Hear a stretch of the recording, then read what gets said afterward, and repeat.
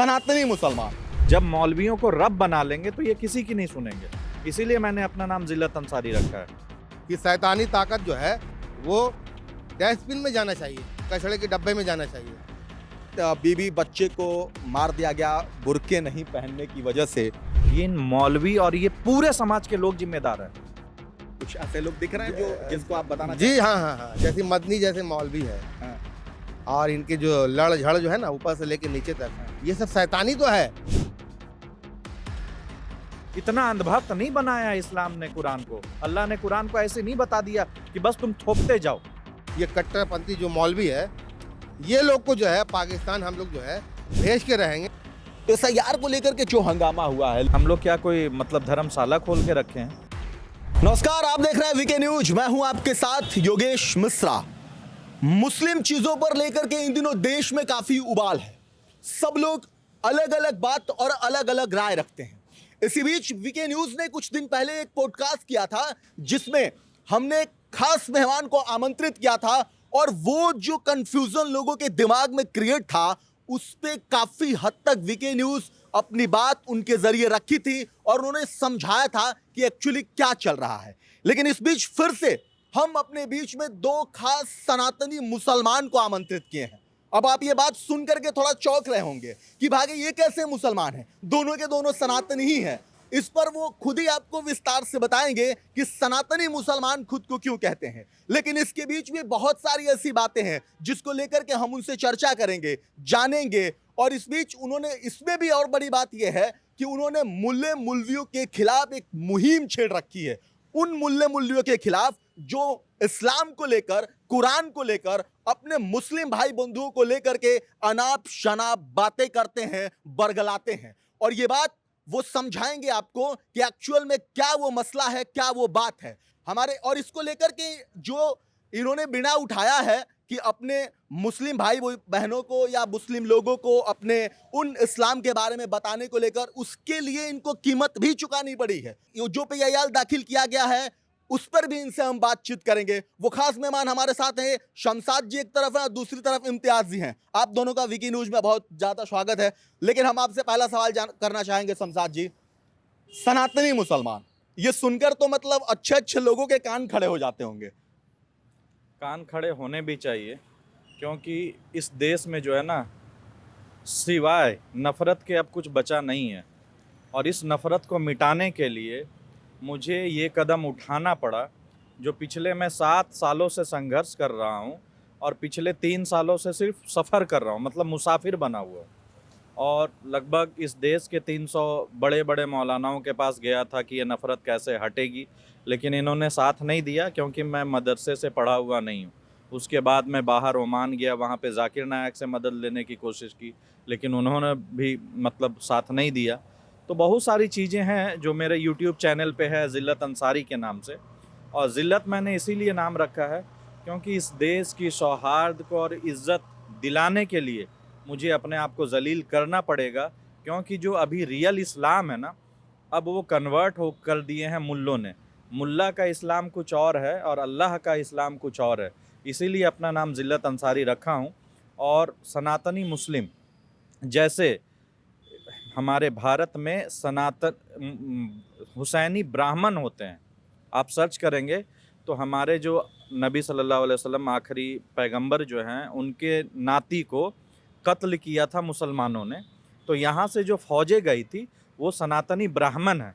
तो मेरा उन सनातनी और हुसैनी ब्राह्मण को सलाम है और उनके लिए मेरी खूब सारी दुआएं भी हैं। तो इसीलिए मैंने अपना नाम सनातनी हुसैनी मुस्लिम रखा हूँ कि ऐसा जो हिम्मत का जज्बा है ना, वो हुसैन से ही मिलता है। क्योंकि वो सिर्फ 72 लोग मिल के पूरा सिस्टम बदलने निकले थे और उनको मुसलमानों ने कत्ल किया था।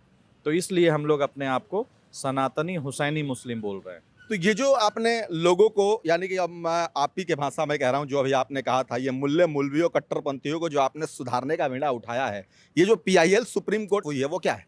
इनमें 3 पार्टियां मैंने बनाई है। एक जो इंडियन गवर्नमेंट है थ्रू सेक्रेटरी के, और फिर दूसरा है जमीयत उलमाए हिंद, जिन्होंने कुरान का इल्म को पूरा बदल दिया, और तीसरा जो सबसे बड़ा जो ठेकेदार बनते हैं वक्फ बोर्ड के, all India Muslim personal law board. इन तीनों के खिलाफ।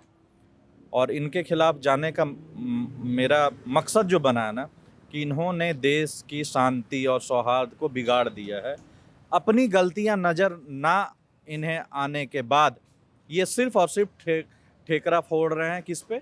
100 करोड़ सनातनियों पे, सरकार पे। भाई सरकार और ये सब जो भी अपना ड्यूटी करे, अच्छा है गलत है वो अलग बहस है, लेकिन आपके पास अपना कुरान है, अपनी हदीस है, नबी की टीचिंग्स है, उस पर आप खुद अमल नहीं कर रहे हैं, लेकिन आप सिर्फ दूसरे को दोष दे रहे हैं। तो इसी दोष को मैं 100 करोड़ सनातनियों को बताना चाह रहा हूँ कि ये कितने गलत है।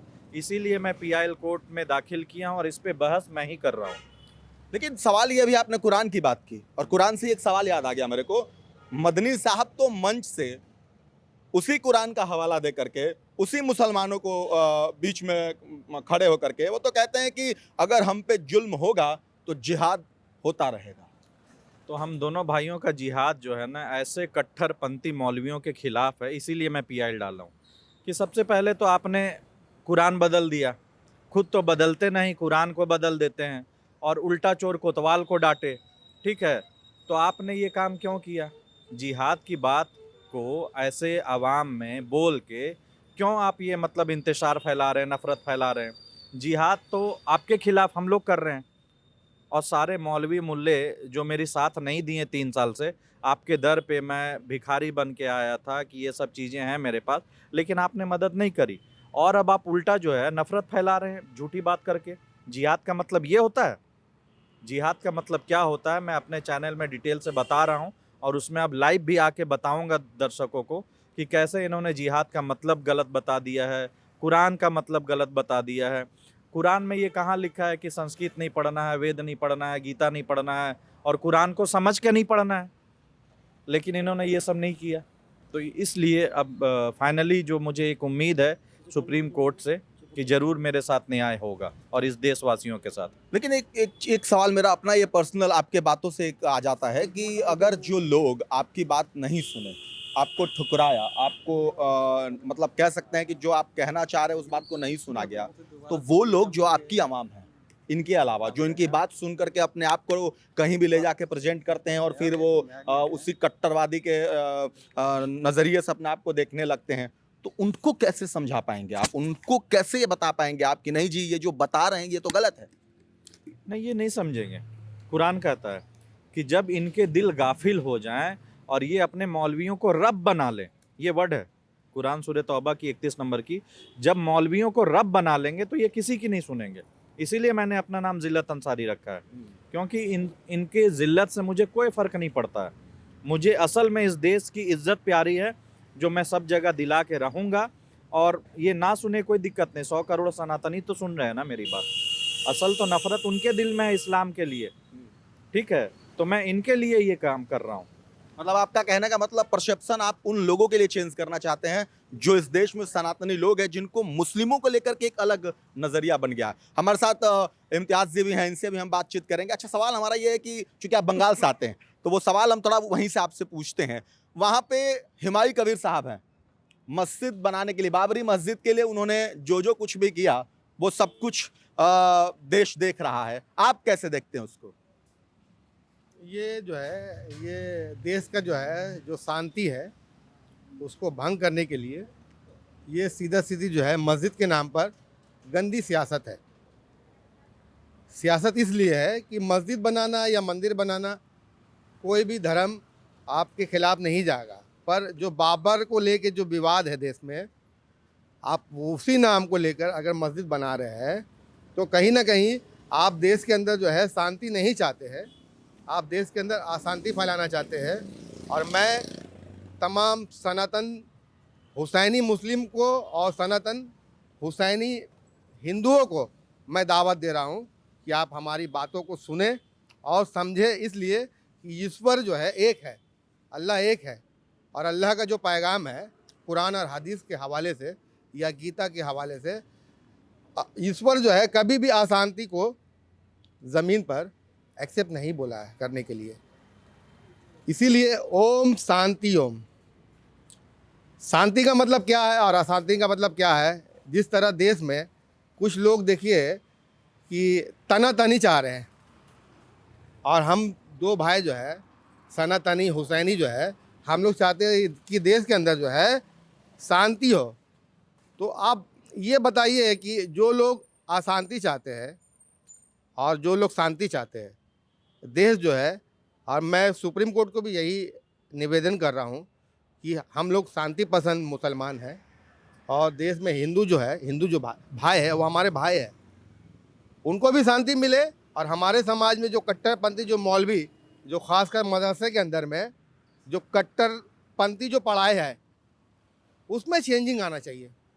इसलिए कि मदरसे के नाम पर आप समझिए, अगर गरीब मुसलमान को या गरीब हिंदू को, अगर आप गरीब का हक अगर नहीं मिलेगा और ऐसे कट्टरपंथी मौलवी अगर उनका हक को दबा के गटार माने अपना जो है तिजोरी भर रहे हैं, आप बताइए वो कभी चाहेंगे कि देश में शांति हो? वो हमेशा चाहेंगे कि देश में अशांति बना रहे ताकि हमारी जो राजनीति है वो चमकता रहे। आपको अभी मैंने देखा आपने ओम का जिक्र किया, आप खुद ही दाढ़ी और ये सफेद चीजें दिख रही है। अब आपको डर नहीं लग रहा इससे कि जो लोग ये सुनेंगे जो आपके कौम के लोग हों, फिर वो आपके लिए क्या क्या कहेंगे? हमें अपनी कौम पर जो है यकीन है। नहीं, ये मुल्ले मुल्वी की बात कर रहा हूँ मैं, ये जो बयान दे रहे हैं जिहाद बाकी सारी कुरान के लेकर के। जिहाद दो किस्म का है। एक है शैतान भी जो है जिहाद करवाता है, माने जहाँ तहाँ जो है दंगा फसाद बम फोड़ लेना। आप बताइए ये कौन सा जिहाद है? असल में जिहाद क्या है कि लोगों का मदद करना, जिसको बोलते हैं अच्छा कर्म। जब आप कर्म करोगे तभी ना ईश्वर आपके साथ देगा।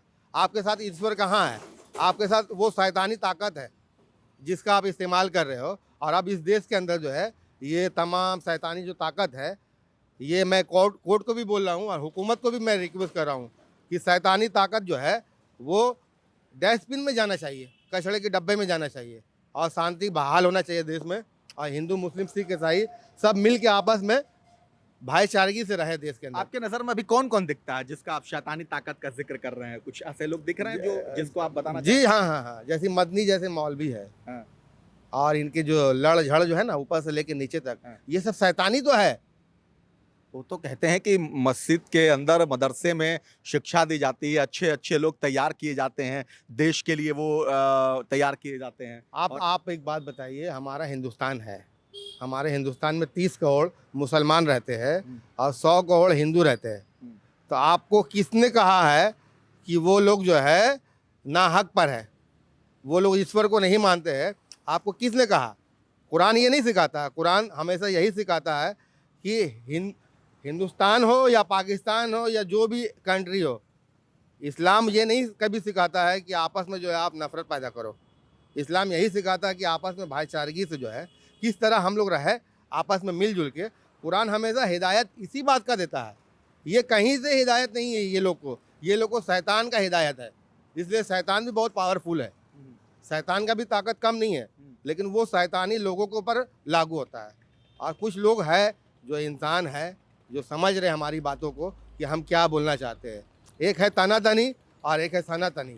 हम सनातनी मिल के ये तनातनी लोग को जो है डस्टबिन में, कचड़े के डस्टबिन में जो है, जैसे पाकिस्तान, ये लोग को पाकिस्तान हम लोग भेज के रहेंगे। अच्छा, बड़ी बात कह रहे हैं आप। गजवा हिंद जिसको बोलते हैं ना, गजवा हिंद हिंदुस्तान की सरजमीन से बेशक होगा, पर किस बात को लेकर होगा? जो लोग तनातनी रखे ना देश में, जो लोग हमेशा सौभाग्य जो है बिगाड़ के रखना चाहते हैं देश का, हिंदू मुसलमान को लड़ा के रखना चाहते हैं, ये कट्टरपंथी जो मौलवी है, ये लोग को जो है पाकिस्तान हम लोग जो है भेज के रहेंगे। और गजवा हिंद हिंदू सनातन भी और मुसलमान सनातन भी मिल के ये लोग का जो है सर को कुचल देंगे।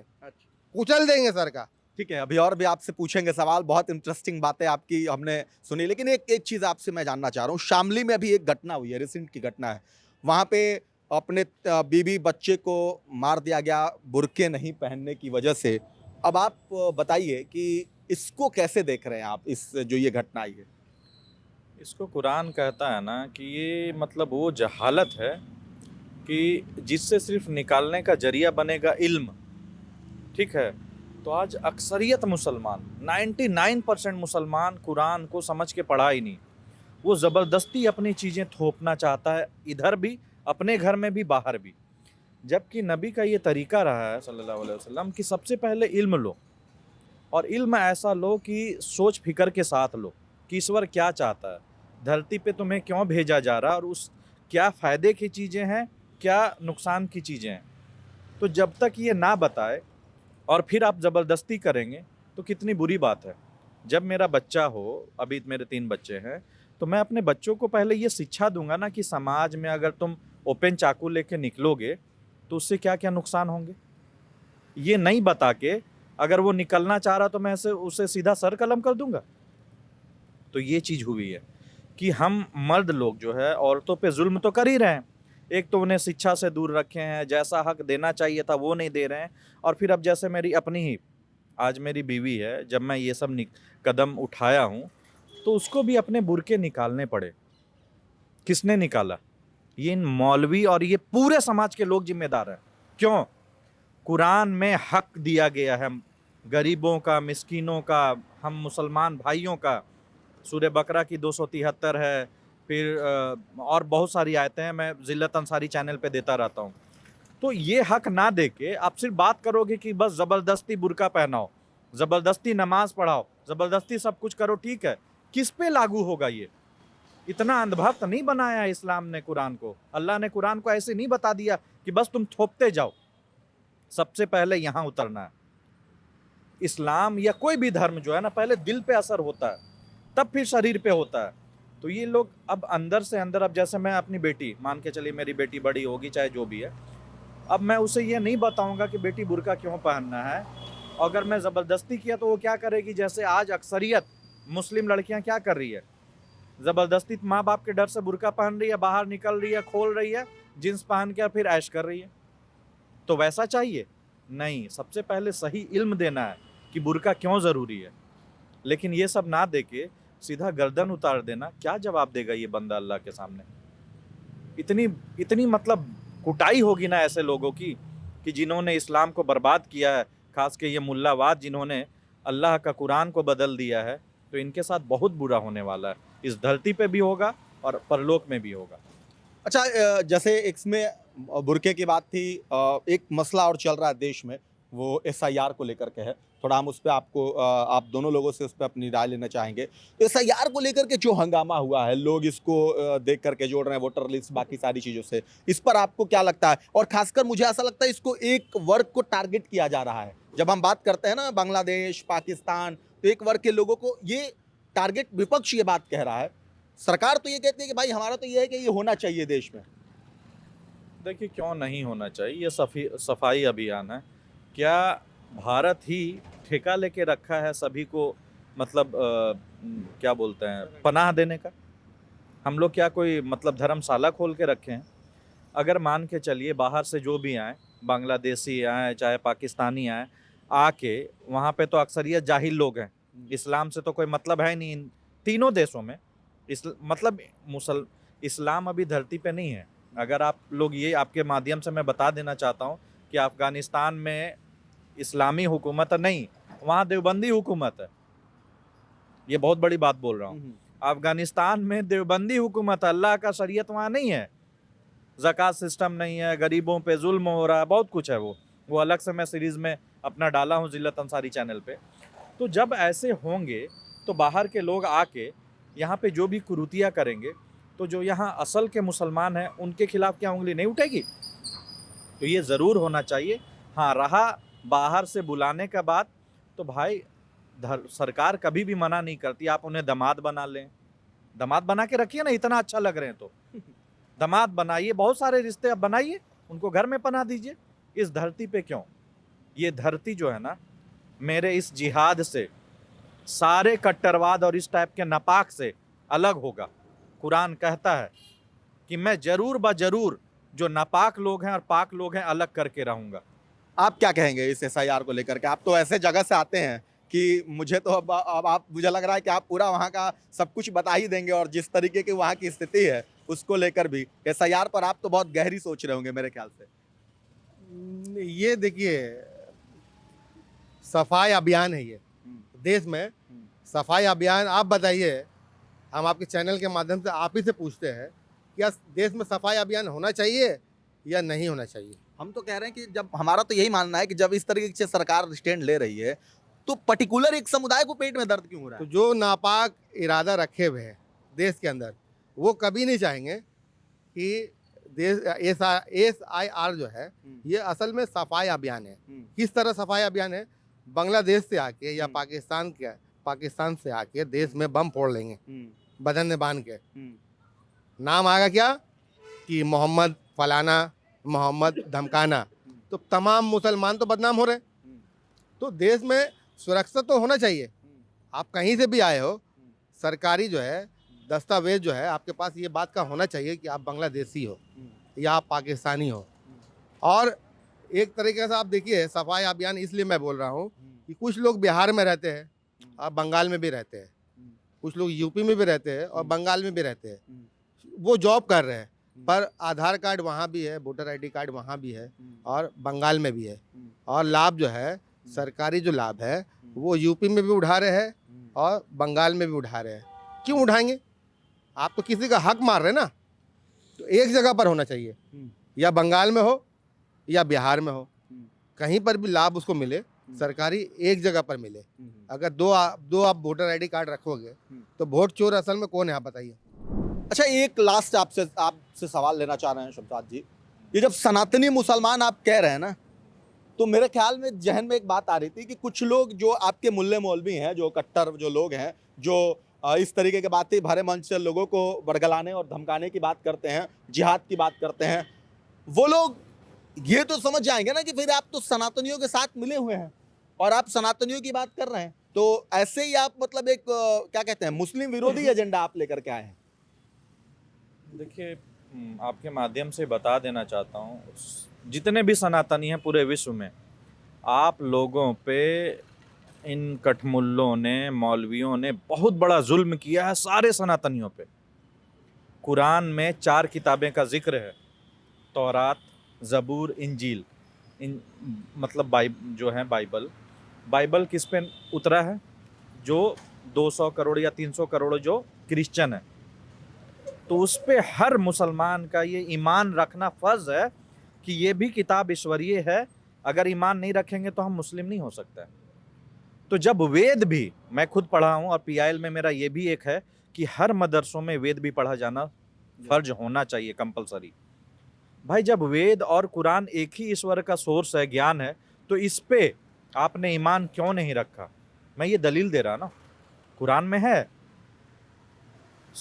मतलब कुरान में कई सारी आयतें हैं जो हमारे चैनल पे जो सनातनी धर्म गुरु हैं उनका मैंने अलग से बनाया है, वो बता रहे हैं कि कैसे सनातनी में वेद जो है ईश्वरीय किताब है।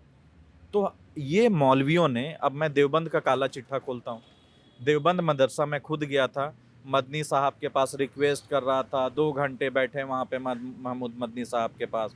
फिर जब उन्होंने रिजेक्ट किया तो मैं पूरा देवबंद यूनिवर्सिटी देवबंद, माफ़ कीजिएगा, यूनिवर्सिटी नहीं है वो, एक ये है, कट्टरपंथियों का सोच है।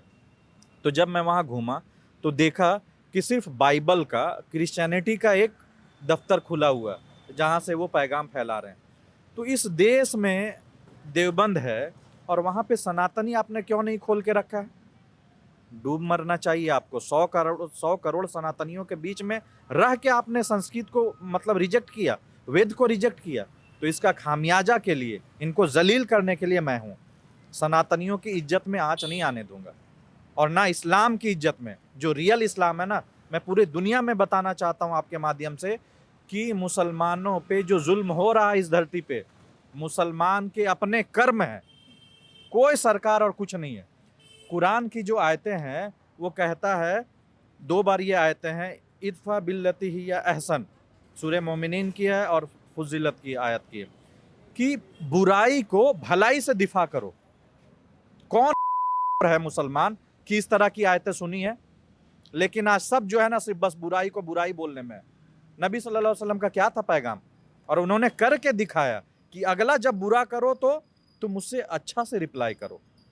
अच्छे कर्म किसको बोलते हैं? कि जो आपके साथ बुरा कर रहा है तो उसके साथ बुराई करो। ये तो बिजनेस है, ये बिजनेस है कि अगर वो बुराई कर रहा है तो उसके साथ अच्छाई करो क्योंकि हमें माल देगा। तो इन मालदार मौलवियों ने ये बातें छिपाई। असल कर्म जो होता है ना, अमल और इखलाक जिसको बोलते हैं, बर्ताव, वो है कि जब अगला बुराई कर रहा है तो उसके साथ हम अच्छा पेश आए। लेकिन इन्होंने ये सब आयतें छिपाई, सिर्फ जिहाद, चंदा, मौलवी, मुल्ला, मुसलमान खतरे में है, इस्लाम खतरे में है, वंदे मातरम बोलने से ईमान चला जाएगा, ये सब फैलाया है। अच्छा, वंदे मातरम पे एक मुझे याद आ गया, क्या सच में वंदे मातरम बोलना ये मुस्लिमों को ये सिखाया जाता है, मतलब जो लोग बोलते हैं, या ऐसे लोग ये शिक्षा देते हैं, या ये गुनाह सच में है मुसलमानों को कि वंदे मातरम नहीं बोलना है? मैं इसीलिए पीआईएल कोर्ट में दाखिल किया हूँ और मैं खुद बहस कर रहा हूँ और आपके माध्यम से इन मौलानाओं को भी चुनौती दे रहा हूँ कि वकील मत लाइएगा, मैं वहाँ पे खुद हूँ, तो मेरे से बहस कीजिएगा कि वंदे मातरम बोलना, जय श्री राम बोलना ईमान और इस्लाम को ज़र्रा बराबर नुकसान नहीं देता। ये शुक्रगुजारी के अल्फाज हैं, ग्रेटिट्यूड्स हैं। जैसे एग्जाम्पल देता हूँ, काफिर जो 100 करोड़ सनातनियों को समझा जाता है, काफिर के मतलब 5 से ज़्यादा हैं। काफिर का मतलब होता है छिपाने वाला। कौन है छिपाने वाला कि 100 करोड़ सनातनी काफिर है? ये मुल्ला मौलवी, ये काफिर है। फिर दूसरा काफिर का मतलब होता है नाशुक्री करने वाला। फिर तीसरा काफिर का मतलब होता है इनकार करने वाला। ठीक है, तो इस टाइप के माने हैं। तो बंदे का मतलब क्या हो गया? सिर्फ मतलब पूजा करना, सजदा करना। शर्म से डूब जाओ। ये तो कहते हैं, मतलब ये थोड़ी सी मैं आपको अपनी बात बढ़ा दूं, ये कहते हैं कि किसी एक माँ के सामने, किसी एक चीज़ के सामने आप हमें सजदा करने के लिए करना है, हमारा ये जो कुरान है, इस्लाम है, ये इजाज़त नहीं देता है। तो इसीलिए तो मैं बोल रहा हूँ ना, कुरान कहता है कि जो लोग कुरान पे तदब्बुर मतलब गौर फिक्र नहीं करते, उनके दिल पे ताले लगे हुए हैं। ताला किस बात का? कि सिर्फ इज्जत और माल चाहिए, तो उसके लिए इल्म के दरवाजे नहीं खोलता वो ऊपर वाला। ऊपर वाला अंधा नहीं है ना। वो सब मुझे ज्ञान मिला है, क्यों मिला है? 3 साल से बीवी बच्चे को छोड़ के, सब कुछ छोड़ के, जब मुझे सही ज्ञान मिला तो ये सब चीज़ें छोड़ के मैं इनके पीछे जा रहा था। और बार बार रिजेक्शन, हज़ारों बार रिजेक्शन हुआ है और हर बार धोखा मिला है, तब जाके सही इल्म मिला है मुझे। और मैं यही इल्म फैलाना चाह रहा हूँ कि बंदे और जय श्री राम बोलना जो है ना, ये ग्रेटिट्यूड के अल्फाज हैं जो मैं पीआईएल कोर्ट के जरिए जीतूंगा और हर मुसलमान को बोलना पड़ेगा। तो आपने सुना, ये हमारे साथ देश के वो 2 सनातनी मुसलमान हैं जो अपनी बात रख रहे थे, और ये बात हम नहीं, इनके मुंह से आपने खुद सुना। जो मसला है उस पर भी आपने सुना। अगर आप बहुत विस्तृत रूप से सुनना चाहते हैं तो आप वीके न्यूज़ पर जाकर पॉडकास्ट सुनिएगा। उस पॉडकास्ट में आपको सब कुछ बहुत ही विस्तार से मिलेगा। शमशाद जी ने बहुत सारी बातें बहुत खुल के बताई है वीके न्यूज़ पे, जो पॉडकास्ट पढ़ा आप जरूर सुनेंगे। और उन मुसलमानों को भी सुनना चाहिए जो मुस्लिम लोग हैं, क्योंकि बहुत सारी चीज़ें शमशाद जी ने क्लियर की है कि कैसे आप, जैसे लोग अंधभक्त की बात करते हैं, आप आंख पे पट्टी बांध कर कैसे उन मुल्ले मौलवियों के पीछे भाग रहे हैं, दौड़ रहे हैं, और आपको पता ही नहीं है कि एक्चुअल में कुरान में लिखा क्या है, एक्चुअल में कुरान में है क्या, वो आप तक पहुंचता ही नहीं है। पहुंचती है सिर्फ कटी कटाई बातें, जिसको आप सुनते हैं, रटते हैं और आंख बंद करके उस पे पीछे दौड़ना शुरू कर देते हैं। और इसीलिए इन सनातनी मुसलमानों ने जो बात कही, आप सबको जरूर सुनना चाहिए, समझना चाहिए और फिर विचार करना चाहिए कि आप आगे क्या देखते हैं, क्या सोचते हैं, क्या समझते हैं। तो इस तरीके से आप खुद ये फैसला करिएगा कि वो लोग या ये लोग, कौन वो लोग हैं जो आपको सही रास्ते और सही दिशा की तरफ लेके चलते हैं और एक्चुअल उस बात से अवगत कराते हैं कि कुरान में क्या लिखा है। वो चाहे वो मस्जिद की बात हो, मौलवी की बात हो, या मुल्लावाद की बात हो, कुरान की बात हो, या तमाम उन मुल्ले कट्टरपंथियों की बात हो, किसी की भी बात हो, आप सुनिए, समझिए और सोचिए। वीके न्यूज़ में इतना ही, फिर आपके साथ जुड़ेंगे एक नए शख्सियत के साथ। फिलहाल के लिए इतना ही, नमस्कार। वीके न्यूज़, राष्ट्र के नाम।